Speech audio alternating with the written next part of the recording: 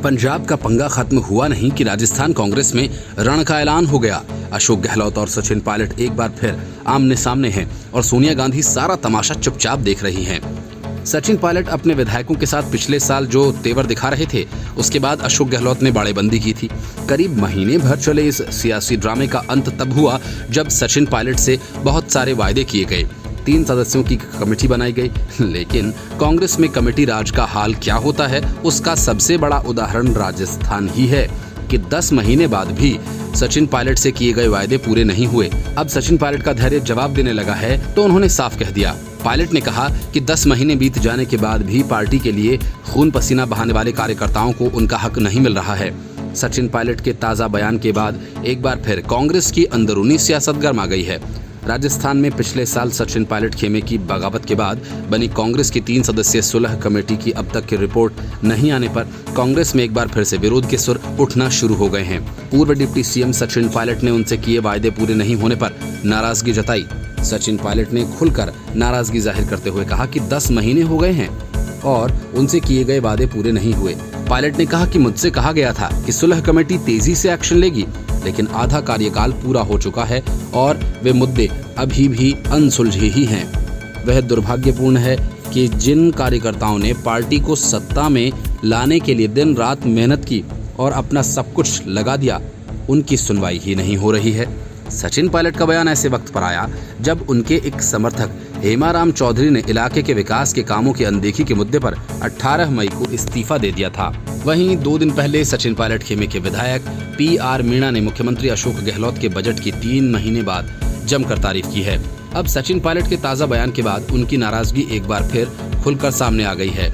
इस बयान पर प्रदेश कांग्रेस अध्यक्ष गोविंद सिंह डोटासरा ने कुछ भी कहने से इनकार कर दिया। डोटासरा ने कहा कि ये पार्टी आलाकमान का मामला है। राजस्थान में जून में ही जिला स्तर की राजनीतिक नियुक्तियां कर दी जाएंगी। दरअसल पिछले साल सचिन पायलट खेमे की बगावत के बाद 11 अगस्त को कांग्रेस ने KC वेणुगोपाल, अहमद पटेल, अजय माकन को शामिल करते हुए एक कमेटी बनाई थी। इस सुलह कमेटी का काम सचिन पायलट और उनके समर्थक विधायकों की मांगों को सुनकर उसके आधार पर हाईकमान को रिपोर्ट देना था। कमेटी के एक मेंबर अहमद पटेल का देहांत हो चुका है। इस कमेटी को बने 10 महीने बीत चुके हैं, लेकिन अब तक उसकी रिपोर्ट का अता पता नहीं। सचिन पायलट ने उस वक्त ही कहा था कि ये कमेटी तत्काल रिपोर्ट देगी, लेकिन अब मांगों पर कार्रवाई नहीं होने से पायलट खेमे का सब्र जवाब दे रहा है। पायलट के इस बयान से उनकी बेचैनी समझी जा सकती है। उम्मीद है कि पंजाब कांग्रेस के मामले को सुलझाने के बाद आलाकमान राजस्थान के मुद्दों पर ध्यान देगा। Bureau report, news of India. UP में हवाई सियासत कर रही प्रियंका वाड्रा की जमीन जितिन प्रसाद ने खिसका दी। G23 के नेताओं में शामिल जितिन प्रसाद ने बीजेपी का दामन थामकर कांग्रेस को यूपी विधानसभा चुनाव के पहले बड़ा झटका दे दिया। यूपी में कांग्रेस के फिलहाल 5 विधायक हैं। जितिन प्रसाद के पार्टी छोड़ने के बाद कांग्रेस का हाल क्या होगा, इसका अंदाजा लगाया जा सकता है। पार्टी में बदलाव और वंशवाद के खिलाफ आवाज उठा रहे जितिन प्रसाद को केंद्रीय मंत्री पीयूष गोयल ने बीजेपी में शामिल करवाया। बीजेपी में शामिल होने से पहले जितिन केंद्रीय मंत्री पीयूष गोयल से मुलाकात करने उनके आवास पहुंचे। यहां से बीजेपी के दफ्तर पहुंचे और पार्टी ज्वाइन की। जितिन प्रसाद का नाम उन युवा नेताओं में शुमार होता रहा है जो राहुल गांधी के बेहद करीबी माने जाते हैं। कांग्रेस के लिए अब बड़ा झटका है क्योंकि यूपी में कांग्रेस के पास कुछ ही गिने चुने चेहरे बचे थे। बीजेपी में शामिल होने के बाद जितिन प्रसाद ने कहा कि बीजेपी ने कल्याणकारी योजनाएं लागू की। जिस दल में था, महसूस हुआ कि जब अपनों के हितों के लिए कुछ नहीं कर पा रहा हूं, जब आप किसी की सहायता नहीं कर सकते, इस लायक नहीं है कि जनता के हितों की रक्षा कर सकें, तो आप क्या कर सकते हैं। कांग्रेस में मुझे ये महसूस होने लगा था, इसीलिए मैंने बीजेपी ज्वाइन की।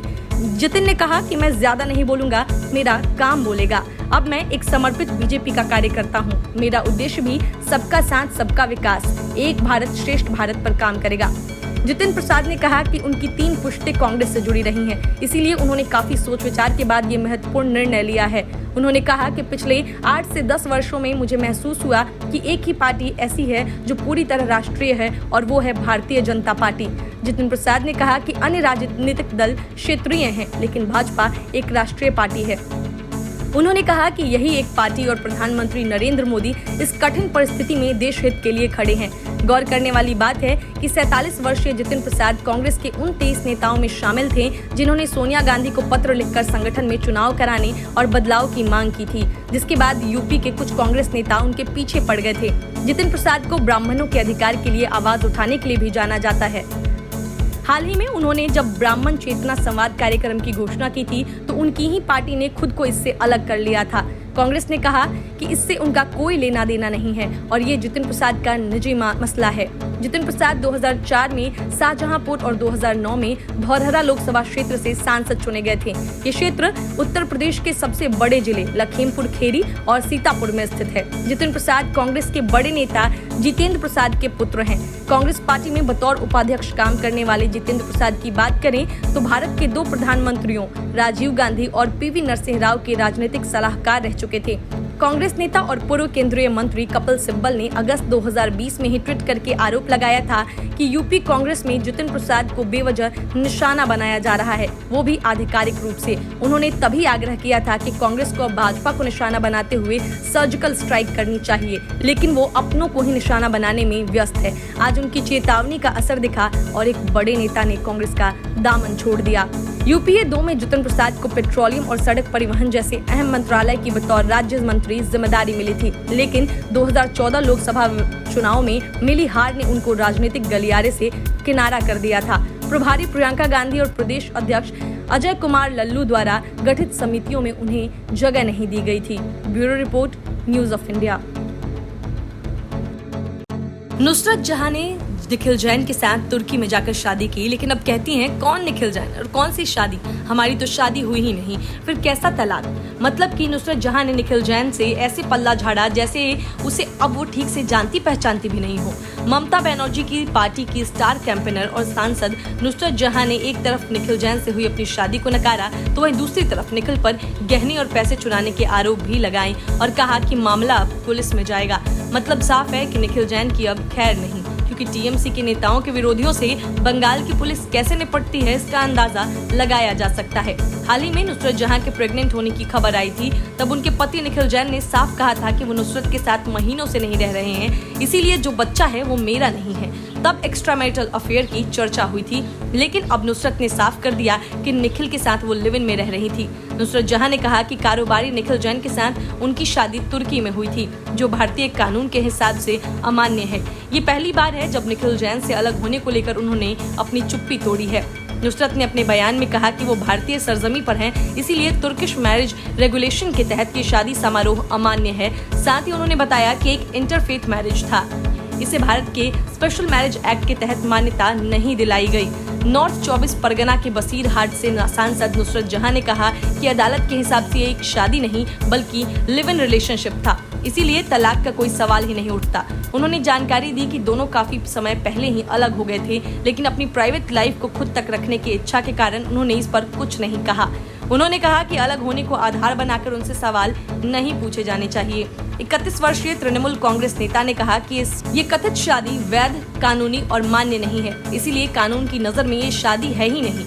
नुसरत ने कहा कि खाली समय बिताने के लिए या कामकाज के लिए वो कहाँ जाती हैं, इसकी चिंता उसे नहीं होनी चाहिए, जिससे मैं अलग हो चुकी हूँ। उन्होंने निखिल की तरफ इशारा करते हुए कहा कि उनके दावे के विपरीत उन्होंने हमेशा अपना खर्च खुद उठाया है। नुसरत जहां ने कहा कि अपनी बहन की शिक्षा और परिवार का खर्च भी पहले दिन से ही उन्होंने अकेले ही उठाया है, क्योंकि ये उनकी जिम्मेदारी है। उन्होंने सबूतों का हवाला देते हुए कहा कि जिसके साथ वो रहती ही नहीं, उसका क्रेडिट कार्ड रखने की भी उन्हें कोई जरूरत नहीं है, तो वो ऐसा क्यों करेंगी। नुसरत ने आरोप लगाया कि अमीर होने का दावा करने वाला एक व्यक्ति कह रहा है कि मैंने उसका यूज किया।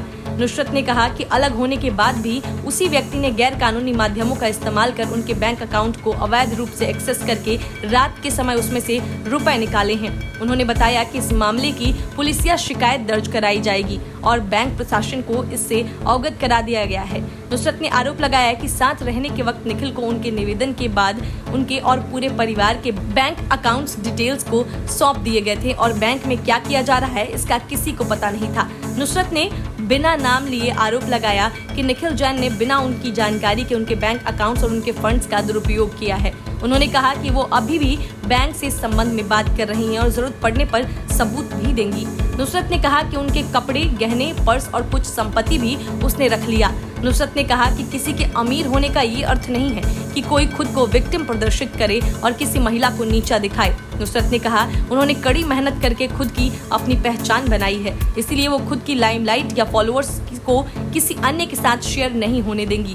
इससे पहले खबर आई थी कि टीएमसी सांसद और बंगाली एक्ट्रेस नुसरत जहां कथित तौर पर 6 महीने की प्रेग्नेंट है और अपने पहले बच्चे के जन्म का इंतजार कर रही हैं। हालांकि न तो नुसरत ने और न ही उनकी टीम ने इस खबर की पुष्टि की है, लेकिन उनकी प्रेगनेंसी से जुड़ी खबर पिछले कुछ समय से सोशल मीडिया में छाई हुई है। लेकिन नुसरत के पति निखिल ने मीडिया से कहा कि उन्होंने नुसरत की प्रेगनेंसी के बारे में उन्हें कुछ नहीं पता। उन्होंने नुसरत के बच्चे का पिता होने से भी इनकार कर दिया। निखिल ने दावा किया कि नुसरत की प्रेगनेंसी की खबर से वो खुद भी हैरान है।